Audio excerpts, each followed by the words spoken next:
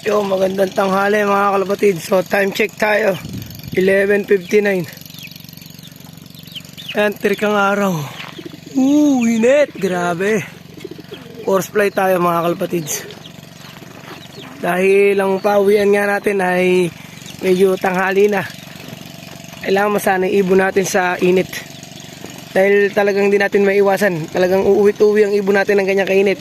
Kung hindi man sila uwi, lilipad sila ng ganyang kainit. Kailangan medyo batak na sila sa init. Pahirapan talaga ang mangyayari. Dahil sa init ng panahon ngayon, iba mga kalapatids, hindi ito yung normal na init na nararanasan ng ibon natin eh. Kaya kailangan sanayin natin sila. Force fly muna tayo ng tanghali para maganda.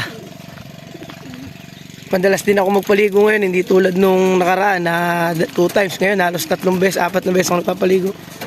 Tinga araw ng Friday, nagpapaligo na ako ngayon para presko ibon ko sa truck. Dahil nga sa hirap nung kalagayan ng mga ibon natin. Yan, tulad yan, bumaba na rin isa natin panlaban, di ba? Oh, alisin mo na dyan, lipad muna. Lipad, lipad, ngalngal siya. Mamaya na siya bumaba, mamaya kayo mamahinga. Ayan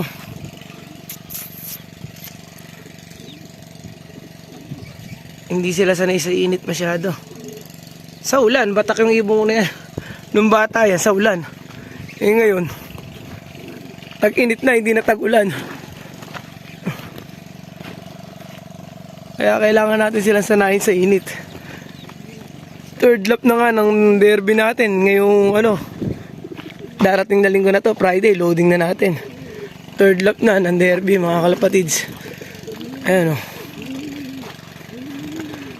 Hindi naman makasasama sa kanila yan mga kalapatids. Dahil sa mga 30 minutes lang, hindi naman sobrang tagal. Para lang ba unti-unti lang, huwag niyong biglain. Siyempre, basal natin sila po-force fly ulit. Unti-unti lang, 30 minutes. Magsimula kayo sa 30 minutes. Kasi pag pinawalan kayo ng ganito kainit, halos 20 minutes lang lumilipad yan bababa na mga ganun. Kaya pagbaba nila, palili pa rin kuli sila. Tapos 30 minutes silang roronda ngayon.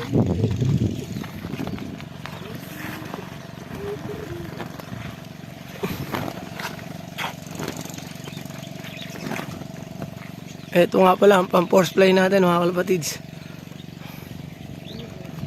Mas maganda kung masar lumayo ng konti So hindi, gusto nang bumaba Ayan dito sila lalabas, pababa na yan.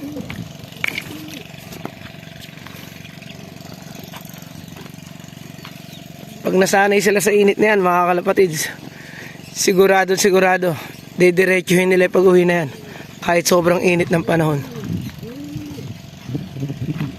Kaya sinasanay ko na sila. Bali sa loob ng 1 linggo, puro ganyan ginagawa nila. Tuwing tanghali, talagang nagpaparonda ako ng katirikan ng araw. Ito kasi yung oras na pauwian na. Kaya pag nagpakain ako, oras na rin ang pauwian. Halos alas 11 na ako nagpapakain Kakakain lang nila 12:03, 11 na ako nagpakain Ganun kasi kain ng kalapati ko sa tanghali.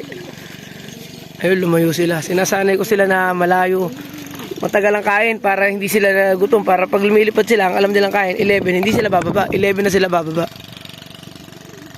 Ayan Kaya kasama din sa training nila yun.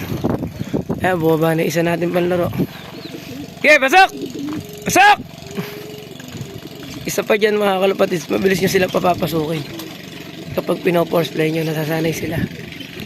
Okay, bali yun lang mga kalapatids. Sinare ko lang sa inyo kung ano ginawa ko. At ginagawa ko sa 1 linggo. Kapag ang derby ay talagang mainit na ang labanan, tapos third lap na malayo na, kailangan ganyan. Sa tanghali talaga ang ronda mga kalapatids, hindi sa umaga.